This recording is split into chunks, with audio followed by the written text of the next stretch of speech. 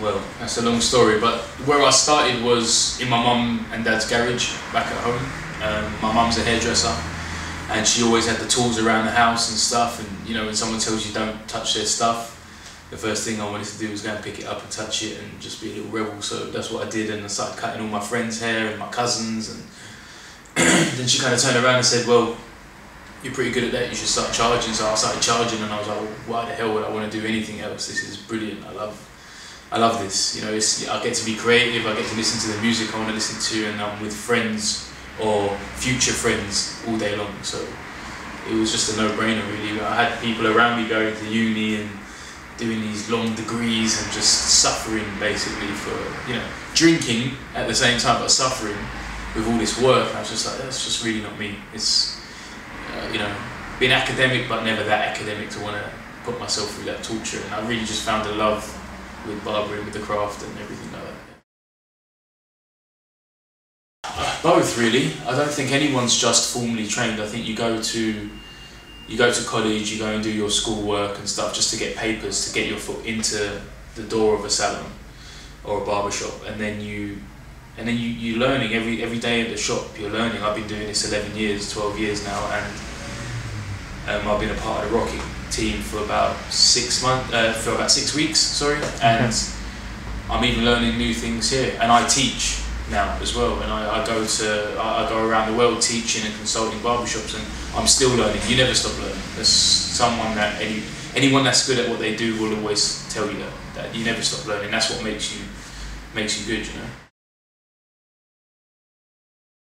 I like to consider myself quite classic in the way that I do things. So I feel like barbering is not all about just being creative. It's about knowing the foundations of your trade, and it's about knowing the roots and the key points as to what makes your trade different to others. So, you know, dyeing hair blue and doing just crazy and shaving one side of the head and leaving one side, do you know what I mean? It's all well and good, but it's not the foundations, it's not where it started. And I think once you understand the foundations and the core of what you do, then you can go on and really kind of figure out who you want to be as a barber, and if you want to go dye hair blue and stuff, you can do it happily and you'll do it the best that you can. I take them quite seriously. I always like to think that the barber is doing a lot of the work, but the tools are obviously you're not going to do anything without your tools as well. So, you know, the two go a 50-50. You can't have one without the other. So.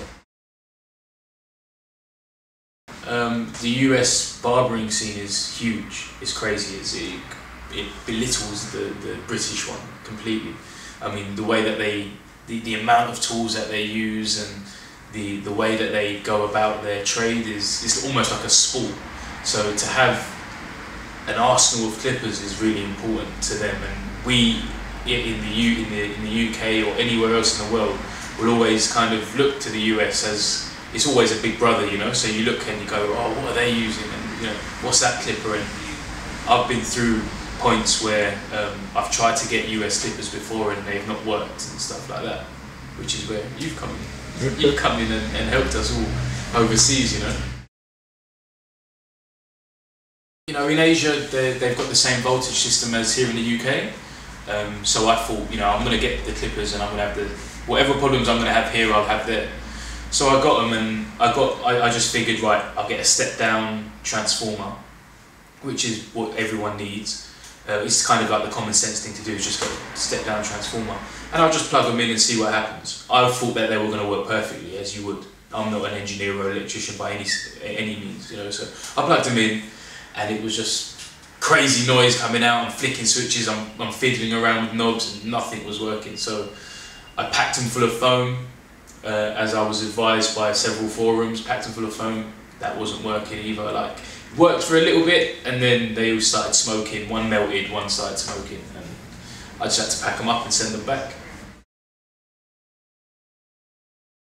I think it just gives you a different.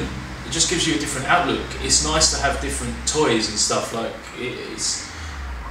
I can do a haircut with one pair of clippers and my scissors and a comb. and my hairdryer. But to have the different clippers really kind of just broadens your horizons in terms of what you can achieve, and more so how you can achieve it. It's nice to do things in a different way than you would every day. Every time I do a haircut, I try and do something a little bit different, and by having a whole new set of clippers, just really just blows it up. Like I can do any, like now there are no limitations, you know. Now it's just, I can just take my clippers and just go free with them, you know. Okay. And try a different way of fading, and you know, blending or thinning or tapering or whatever, you know. Well, you came in halfway through the day and dropped off some stuff, and I've been using them for like the last half of my day, and I'd say definitely go to you for anything that they need to, yeah, if they're going to go, if they want US clippers, then your tool and your splitter is the only way to go. How, you know, one you've cornered the market, but two, you've done it in a brilliant way as well. So yeah, it's a must. It's a must-have. If you want American clippers and you need the 60 Hz converter, there's no two ways about it.